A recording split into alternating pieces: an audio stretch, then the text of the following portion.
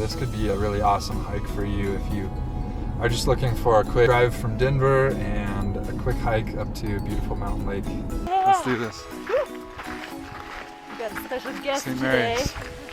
Special guest, Steph Taylor. Yeah.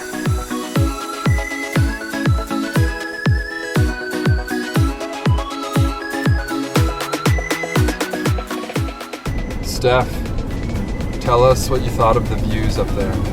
Oh, they were so pretty. It was nice and open, and yeah, like the space just kind of opened up to you to see like some 14ers in the background, like Evans and Greystad, Corey's and Gray's. Yeah, it was really pretty.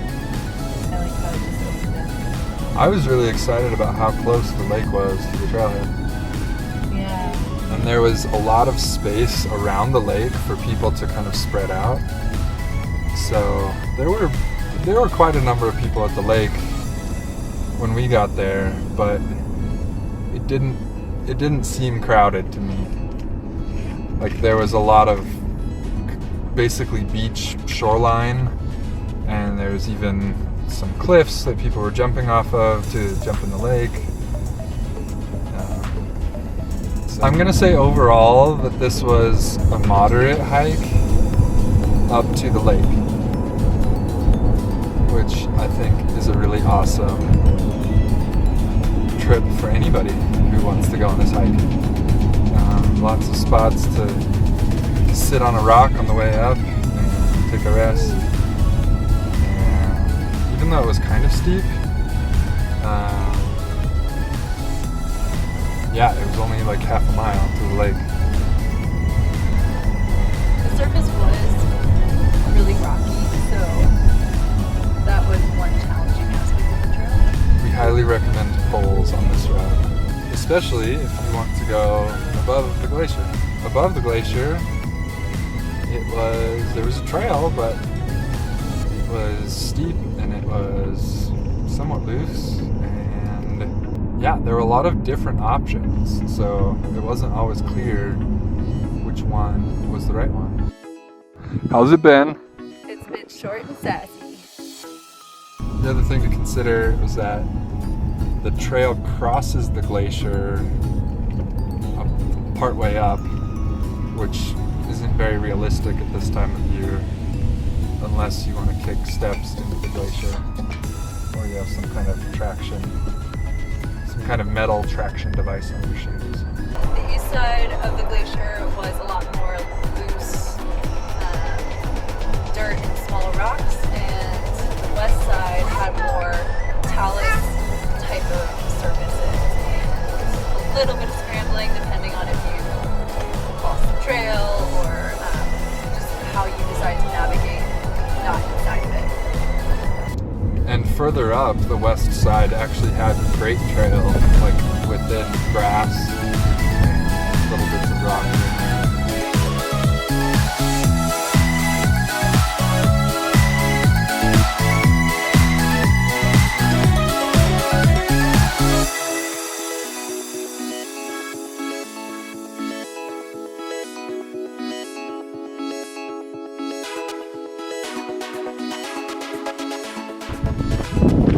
Well, we're climbing down now.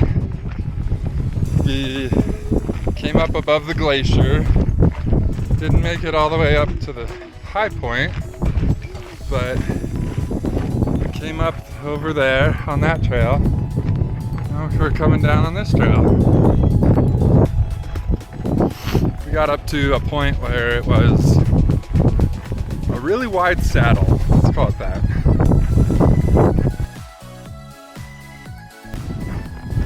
Well, now that we've descended the west side of the glacier, this trail on the west side of the glacier, it seems clear that if you get the chance, you should climb this side as well. The trail is much better. It's in grass instead of a bunch of loose rocks.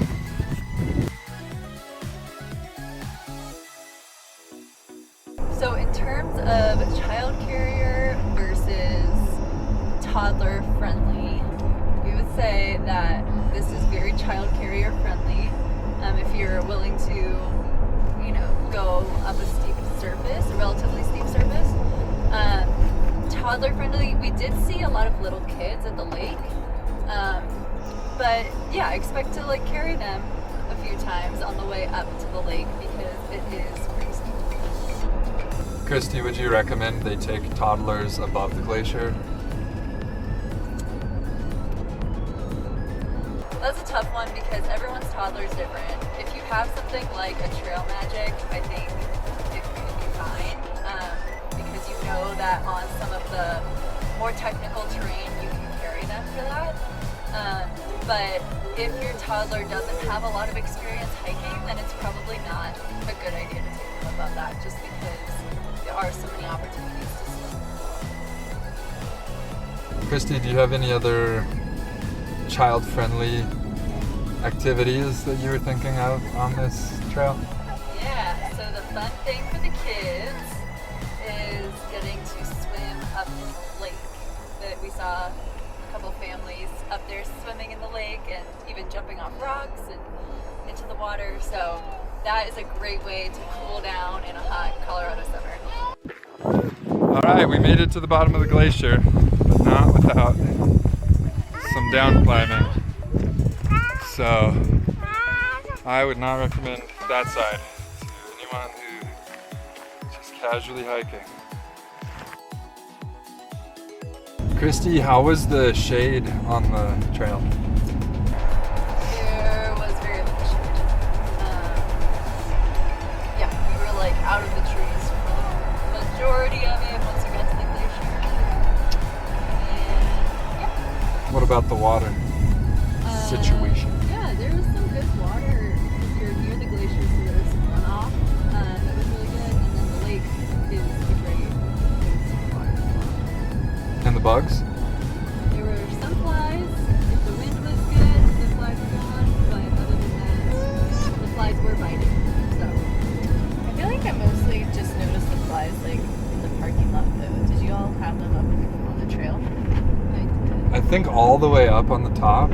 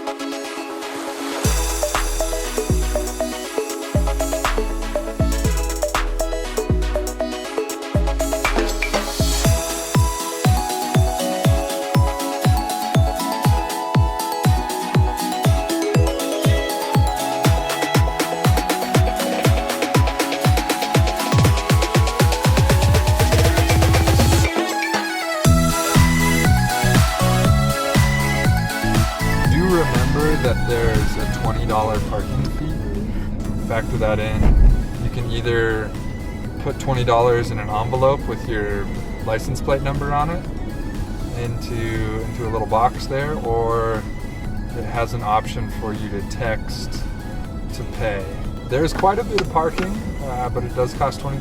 So just some things to keep in mind if you all do decide to go up the St. Mary's Glacier Trail. It is a really popular trail, and a lot of people use that area. And so just thinking about leave no trace principles, try to stick on the main trail. There are already a lot of different social trails impacting the land. And so try to stay on the main trail. Remember to pick up after your dog, pick up after yourself. There was like a lot of litter on the trail, so just be mindful of the area that you're in and the land that you're on. Yeah, and do your part of just keeping the land healthy and protected. If you're gonna like pee outside, or like if you need to like do your number 2, make sure that you're going 200 feet. That's 75 steps away from the water, just to keep our lakes beautiful and our rivers beautiful and healthy and our ecosystems healthy. Thanks, Steph. Yeah. All right. We're glad to have Steph join us today. Well, thanks everybody for joining us up at St. Mary's Glacier. We'll see you in the next one. Make sure to send us all your questions in the comments below. Have you even watched our YouTube video? I haven't.